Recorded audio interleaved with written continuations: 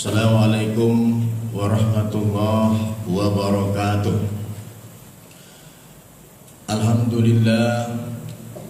Alhamdulillahillazi ja'ala ramadhana sahra siyama lil mu'minin.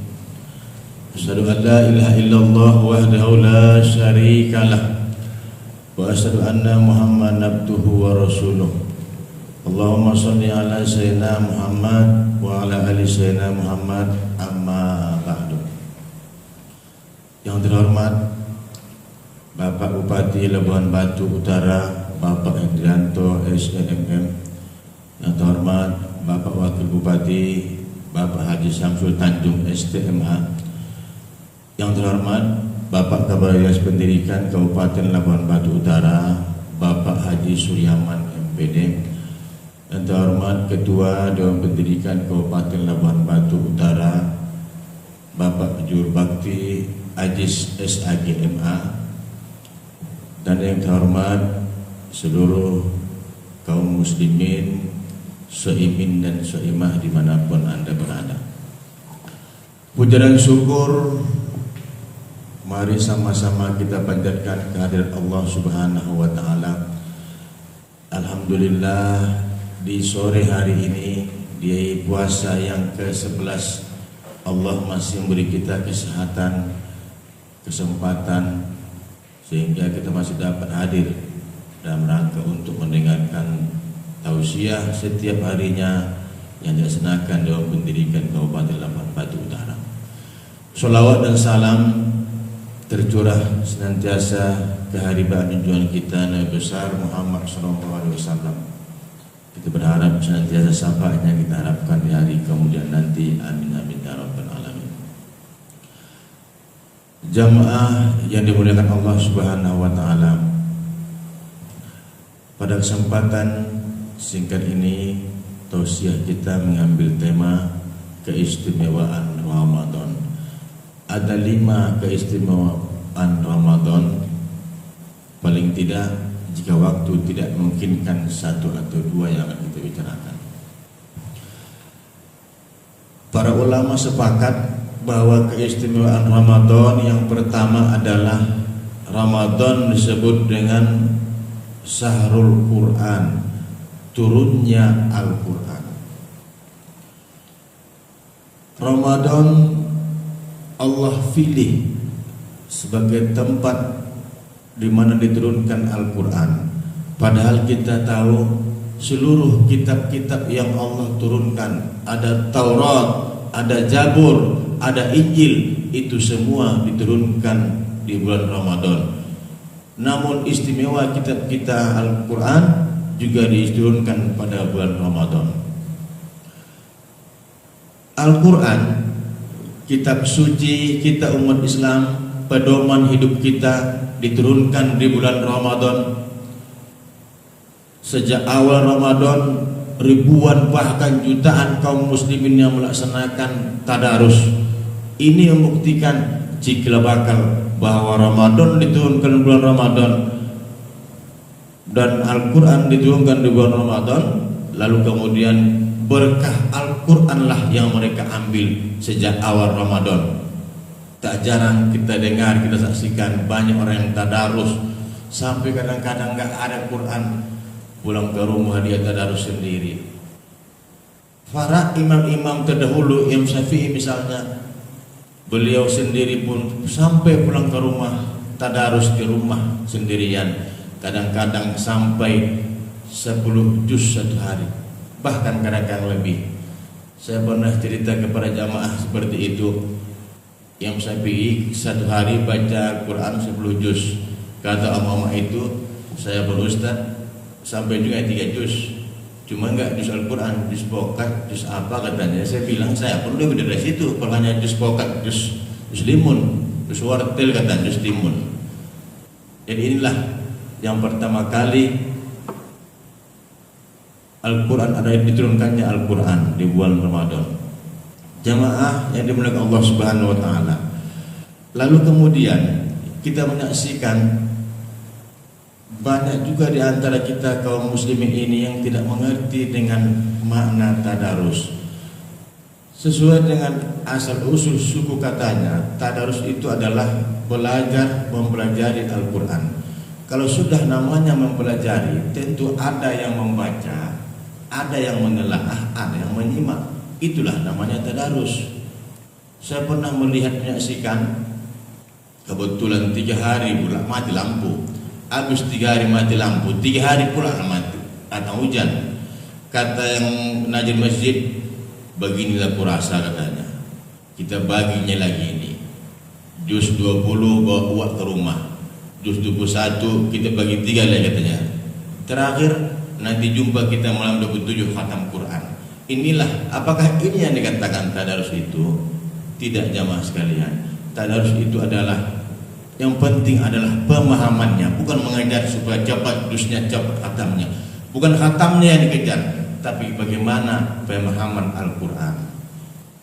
Jamaah yang dimuliakan Allah Subhanahu wa taala, ini yang pertama, keistimewaan Ramadan diturunkan Al-Quran. Sehingga Allah katakan, Syahrul Ramadan allazi unzila fihi al-Quran hudal linnas wa bayyinatin minal huda wal furqan. Kata Allah, pada bulan Ramadan kami turunkan Al-Quran padanya sebagai petunjuk bagi manusia. Lalu yang kedua, keistimewaan Ramadan. Ramadan adalah syahrul maghfirah, bulan ampunan. Kapan itu ampunan datang? Diceritakan dalam kitab Durratun Nasihin, sejak awal Ramadan Allah sudah menyiapkan ribuan bahkan jutaan ampunan bagi orang yang mau minta ampun kepada Allah Subhanahu wa taala. Yang sering kita dengar adalah dalam hadis bahwa Allah tingkatkan ampunan itu ketika memasuki 10 dan 20 terakhir, disebut itu adalah masa turunnya ampunan. Maka kata Rasulullah SAW, man qama ramadana imanan wa ihtisaban ghufira lahu ma taqaddama min dzambi. Siapa yang mendirikan puasa Ramadan dengan penuh keimanan dan kesabaran, Allah ampuni dosanya yang telah lalu. Timbul pertanyaan jamaah yang dimuliakan Allah Subhanahu wa taala. Orang yang bagaimana yang dapat ampunan? Inilah pembahasan kita ini. Logikanya, orang yang mendapat ampunan itu adalah orang yang memang sejak awal Ramadan memang sudah puasa kian. Mulai dari puasa, tarawih, tadarus. Ini kadang-kadang puasa tak pernah, tadarus apalagi tarawih, katanya pula dapat ampunan. Dari mana jalannya? Jadi bagaimana untuk mendapatkan ampunan ini? Tentulah berangkat dari kita laksanakan ibadah puasa, kita sholat tarawih, kita tadarus, lalu kemudian kita betul-betul beribadah kepada Allah Subhanahu wa taala. Inilah yang kedua, keistimewaan Ramadan, syahrul maghfirah, bulan ampunan. Sebuah logika mengajarkan kepada kita, kalau seorang kepala negara, seorang presiden misalnya, setiap setahun sekali pasti ia berikan garansi, berikan ampunan. Maka Ramadan Allah berikan ampunan kepada orang-orang yang mau bertobat kepada Allah Subhanahu wa taala. Yang ketiga, keistimewaan Ramadan. Ramadan adalah syahrus salam, bulan keselamatan. Saya belum pernah mendengar sampai hari ini, belum ada berita informasi ada orang yang meninggal gara-gara puasa. Itu tidak ada. Tapi karena penyakit banyak, karena puasa tidak ada. Kenapa? Karena kata Rasulullah, sumu tasihu, puasa itu, puasa kamu, puasa itu membuat kamu sehat. Lalu jamaah yang dimuliakan Allah Subhanahu wa taala, timbul dalam benak kita, pikiran kita, bagaimana sebenarnya Rasul itu berpuasa. Jamaah yang dimuliakan Allah, Rasul itu berpuasa tidak macam Rasul itu berpuasa dan berbuka puasa tidak seperti orang kebanyakan dan tidak seperti kita. Rasul ketika berbunyi beduk, beliau minum seteguk air. Setelah diminum seteguk air, tiga butir korma, ia pun langsung sholat. Begitulah cara Rasulullah dalam berbuka puasa. Kita tidak. Begitu berbuka puasa, udah kita siapkan ini, ada di situ salak, ada semangka, ada martabak, ada iwak, kumpul semua. Begitu punya beduk, bukan lagi mau sholat maghrib, berdiri pun tak tolak, pangsan waktu, tak bisa berdiri. Lalu apa? Logikanya sebuah pelajaran bagi kita, kalau kita begitu beduk langsung makan, kita nggak akan bisa ini untuk sholat maghrib dan sholat isya dan sholat tarawih. Jadi Rasul tadi setelah beduk, beliau pun makan tadi 3 butir kurma dan seteguk air. Beliau pun sholat maghrib. Selesai sholat maghrib, beliau makan sekedarnya. Ingat Bapak Ibu jamaah, makan sekedarnya. Setelah itu apa?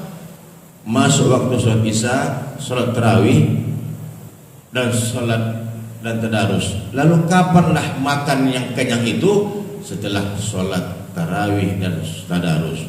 Bayangkan, tak terbayangkan itu jam 10 baru makan 9. Artinya inilah sumut tasibu, puasalah kamu agar kamu menjadi sehat, kata Rasulullah SAW. Jamaah yang dimuliakan Allah Subhanahu Wa Taala, yang terakhir banyak lagi barangkali keistimewaan Ramadan. Yang terakhir adalah yang ingin kita uraikan, Ramadan adalah sahrul jihad, bulan perjuangan. Perjuangan apa? Perjuangan dalam melawan hawa nafsu. Saya sering mendengar adik ibu ngomong, saya sama anak-anak makannya di rumah. Tapi begitu dah selesai, udah bergerak bekerja, si bapak sudah gak makan, udah gak puasa lagi dia, makan dia di warung tuh. Tapi di rumah dibilang dia masih puasa. Puasa lagi Pak, kata istrinya, puasa. Tahan bapak, oh tahan kali rupanya bapak sudah makannya dia. Artinya apa? Tak sanggup bapak ini menahan nafsu.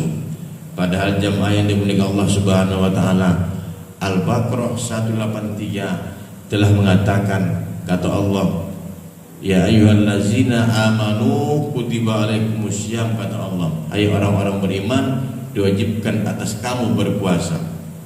Untuk menjawab tantangan tadi, belum perjuangan nafsu ini, maka yang Allah panggil untuk puasa adalah iman.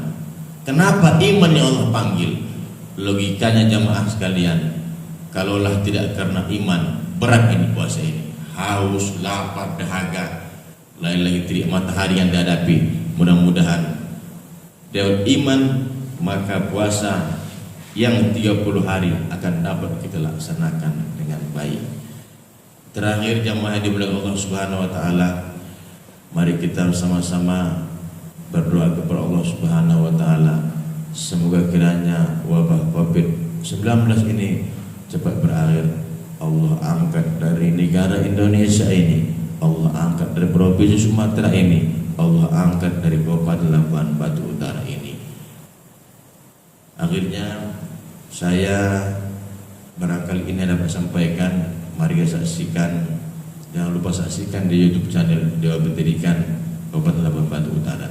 Akhirnya sekian dan demikian. Wabillahi taufiq wal hidayah.